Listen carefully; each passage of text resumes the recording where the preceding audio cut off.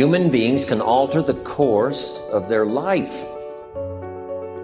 Human beings can live one way for 5 years, tear up that script, live a totally different way the next 5 years. The first 6 years of my economic life, I wound up broke. Second 6 years, I wound up rich. Someone says, don't you have to do the second 6 years like you did the first 6 years? And jot this down. No. No, you don't have to live the second 6 years like the first 6.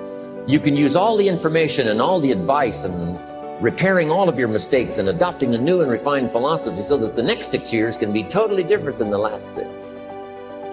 All of these major questions, what about my life and my value and my place and my future? And what about life? What about origin? What about destiny? What about opportunity? What about possibility?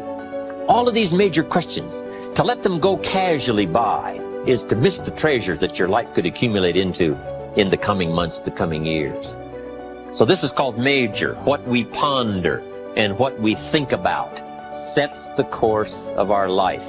It's like the set of the sail that's taking us somewhere. Self-confidence comes from the lack of neglect.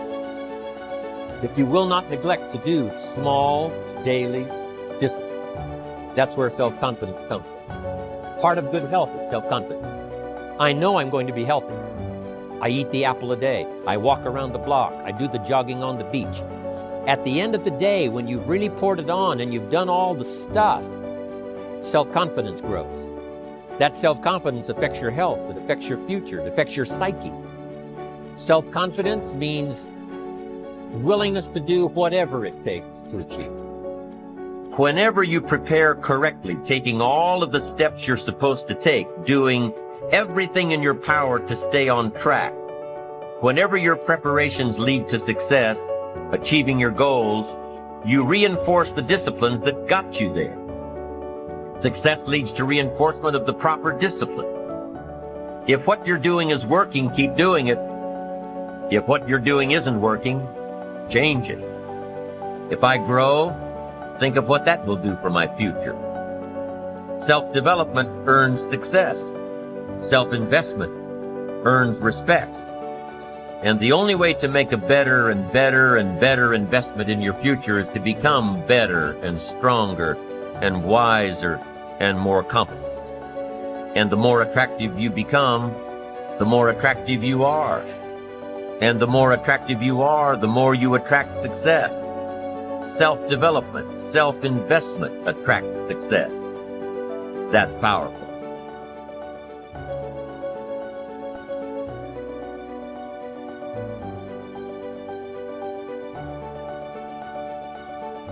It seems to me that everyone on this planet who I know or have worked with is suffering from self-hatred and guilt to one degree or another.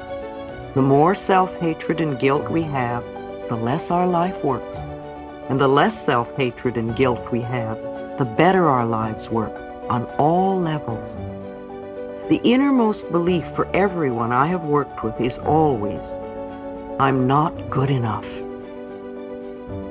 And we often add to that, and I don't do enough, or I don't deserve.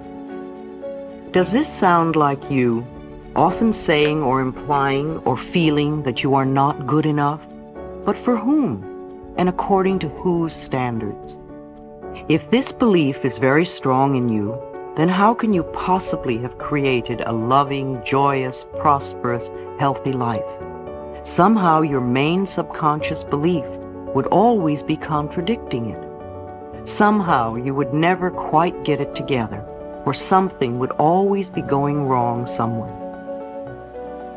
I find that resentment, criticism, guilt, and fear cause more problems than anything else.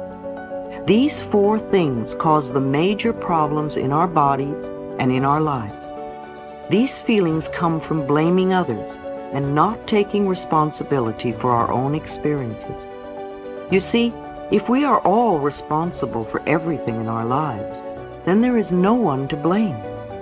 Whatever is happening out there is only a mirror of our own inner thinking. I'm not condoning other people's poor behavior, but it is our beliefs that attract people who will treat us that way.